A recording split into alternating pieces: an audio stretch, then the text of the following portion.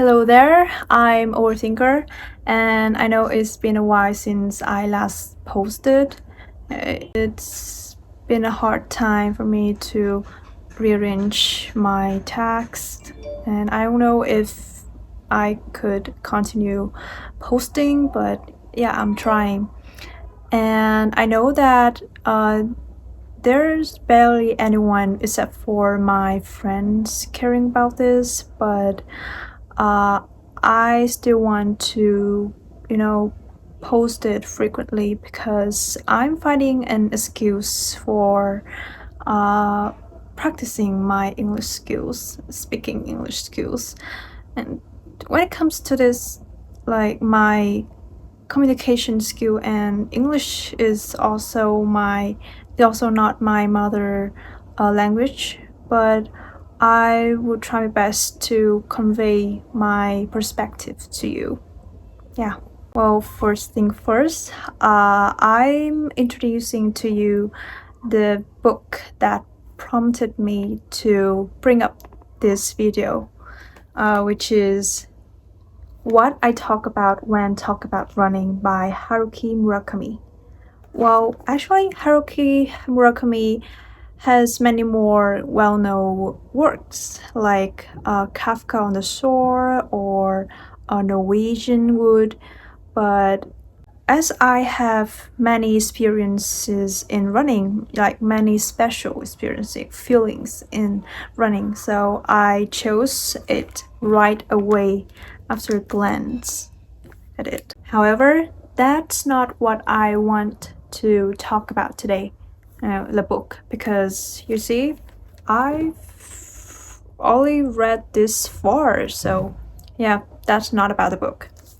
Today's topic has to do with the hatred of competitiveness. So how does this thing competitiveness related to the book? Well, let's turn to one of my favorite pages.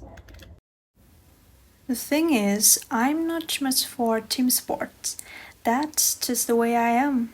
Whenever I play soccer or baseball, actually, since becoming an adult is hardly ever, I never feel comfortable.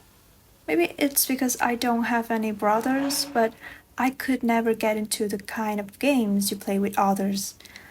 I'm also not very good at one-on-one sports like tennis.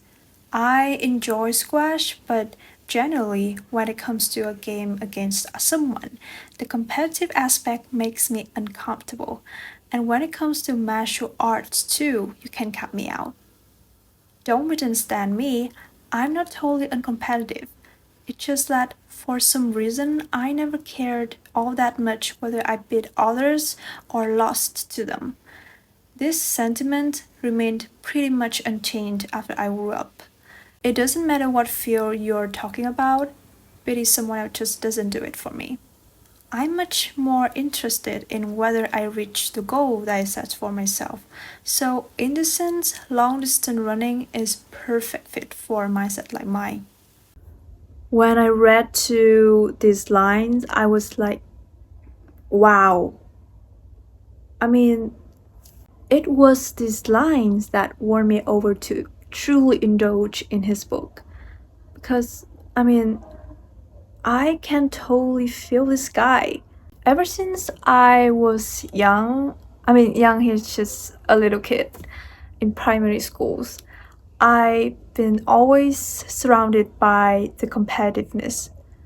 I don't know if it's for my living environment that kids were always compared to each other, making them to compete, or it is for I always tried to make it to the top of the exams or competitions, and I always try to study. In a nutshell, competitiveness is totally an objection to me. And I don't know if it was a luck, but I failed and gave up. I remember it was in high school or something.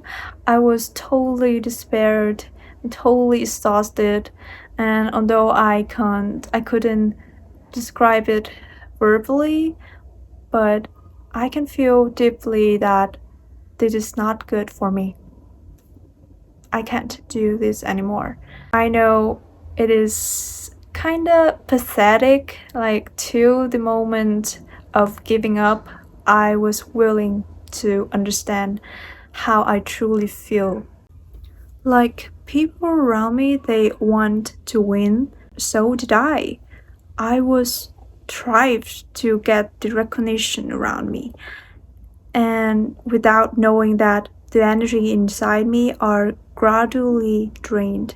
And then I found out that the reason why I was always exhausted when it comes to competitions is that I could deeply feel others' ego.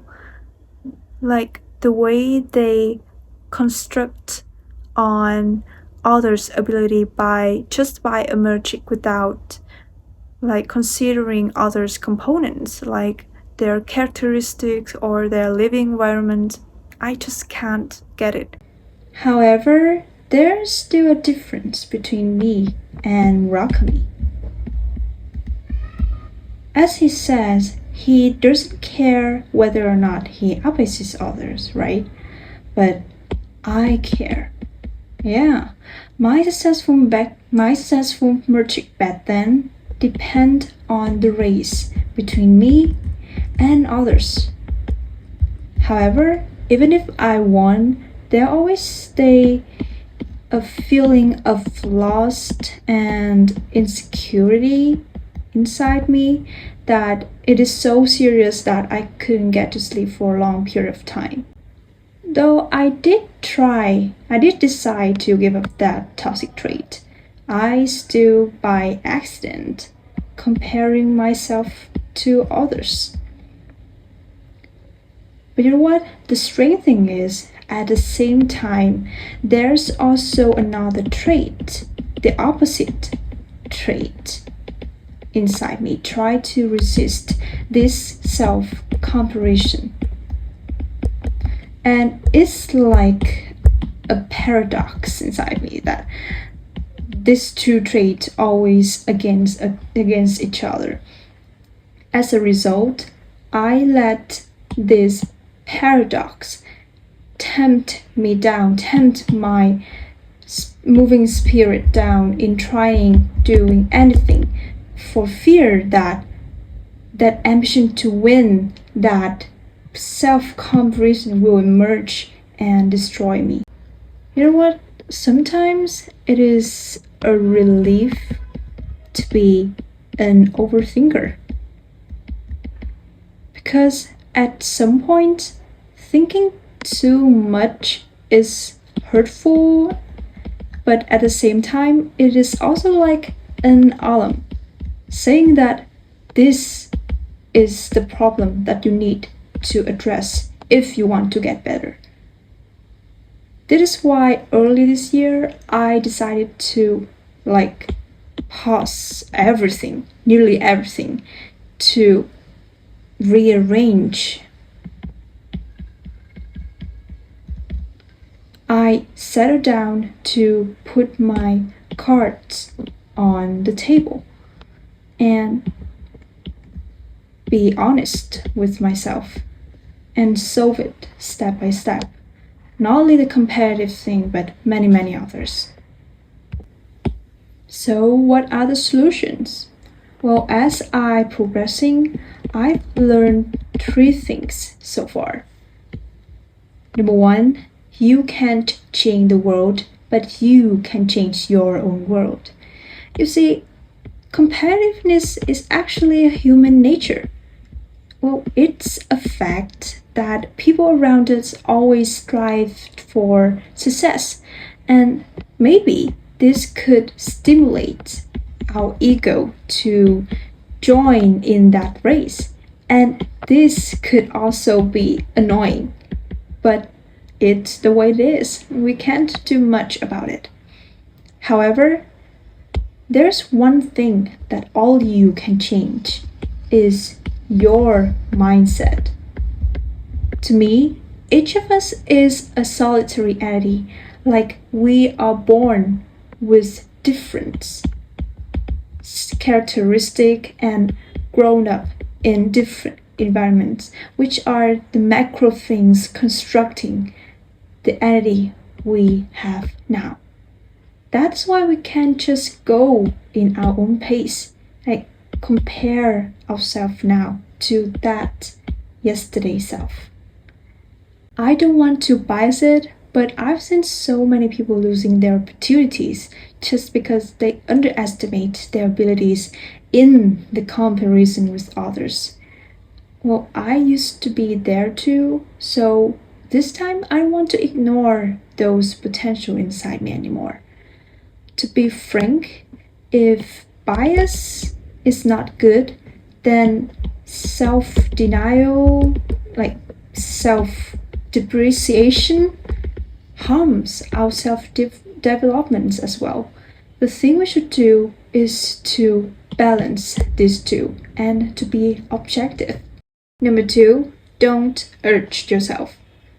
I don't like the idea of competing or beating myself up. It makes us nothing more like a toxic parents to ourselves. And when we become stressed, we get stuck in that loop of counterproductive competitiveness again. Thus, the key word here is to be self-empathy. It's the act of observing what's happening inside us, like why we can't do that and why we failed. It's like the education of a child that needs empathy, consistency, and patience. Number 3, overcome competitiveness helps us learn better. Well, competitiveness itself is a mixed blessing. It motivates you, but you can also lose yourself because of that urge to win, to achieve something. It's regrettable that why there's so many things to learn and absorb from others and competitions, we get stuck in the stress of hoping for result, hoping for success.